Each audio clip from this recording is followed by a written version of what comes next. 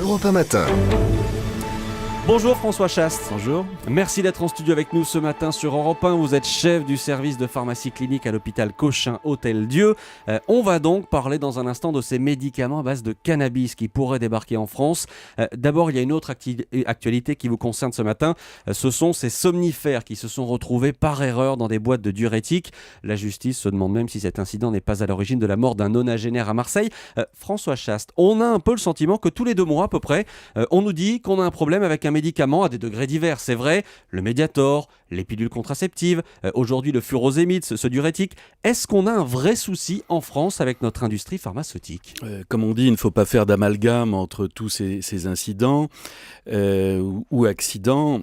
En l'occurrence, une instruction est en cours à Marseille pour d'abord évaluer les raisons du décès de ce patient. Il est vraisemblable, d'après les informations qui ont filtré, que effectivement, ce patient a pris un médicament qui l'a fait dormir, alors qu'il espérait prendre un médicament qui permettait de lutter contre son insuffisance cardiaque. Il est vraisemblable que la précarité de son état de santé a malheureusement été fatale à ce patient. Alors, quelle est l'origine de cet accident ? Il est plausible, à ce stade de ce que l'on sait de ce dossier, il est plausible qu'une malveillance soit à l'origine de ce drame. Pour vous, c'est la piste privilégiée ?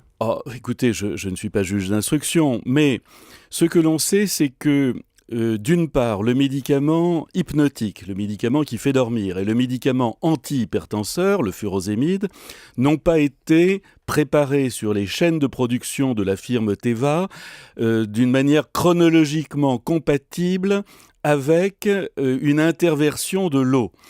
Il y a eu quelques semaines entre les deux. Il y a eu quelques semaines, et en quelques semaines, évidemment, la firme Teva a fait circuler sa production, et il y a donc un certain nombre de raisons pour que le procureur de la République, en charge de ce dossier, pose des questions sur ce qui a pu se passer au sein de l'usine. On va évidemment reparler de tout ça dans la matinale d'Europe 1 et tout à l'heure notamment dans le journal de 8h. Je change de sujet, François Chaste. Marisol Touraine et Jean-Marc Ayrault ont signé vendredi un décret qui autorise l'arrivée en France de médicaments à base de cannabis. Généralement, quand on prononce ce mot, la polémique n'est pas loin. Là, de quoi parle-t-on exactement ? De quels médicaments ? Alors, je pense qu'ils ont signé un décret qui autorise l'Agence nationale de sécurité des médicaments à évaluer des médicaments à base de cannabis. Pour l'instant, aucun médicament n'est mis sur le marché. Simplement, c'est le premier feu vert. C'est un feu vert qui était obligatoire pour que les études fassent l'objet d'une évaluation permettant la mise sur le marché. Pour l'instant, on n'y est pas. Je pense qu'ils ont eu raison, parce que c'est une démarche scientifiquement fondée. Des médicaments à base de cannabis sont commercialisés dans une vingtaine de pays dans le monde.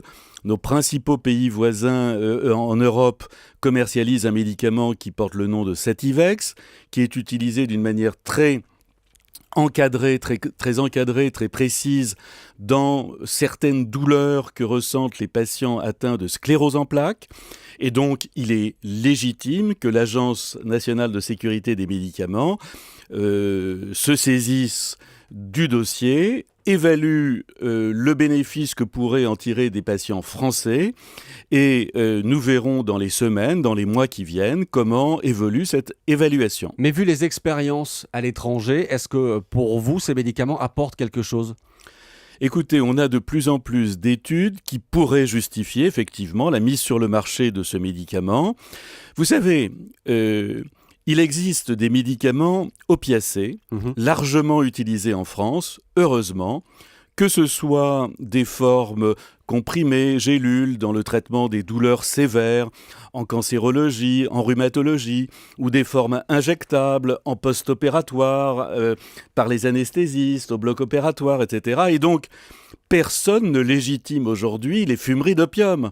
Donc, il ne faut pas faire l'amalgame entre le cannabis récréatif que je réprouve et qui est une substance très dangereuse, en particulier chez l'adolescent et le jeune adulte, et des médicaments issus du cannabis qui pourraient être utiles. Donc pour vous, ce premier feu vert n'est pas un premier pas vers l'autorisation, par exemple, de l'usage du cannabis De la à même fumer. manière qu'on n'a pas d'autorisation à fumer l'opium en France, il n'y aura pas, c'est ce que je souhaite, d'autorisation à fumer le cannabis récréatif. Merci François Chaste d'avoir été notre invité ce matin sur Europe 1.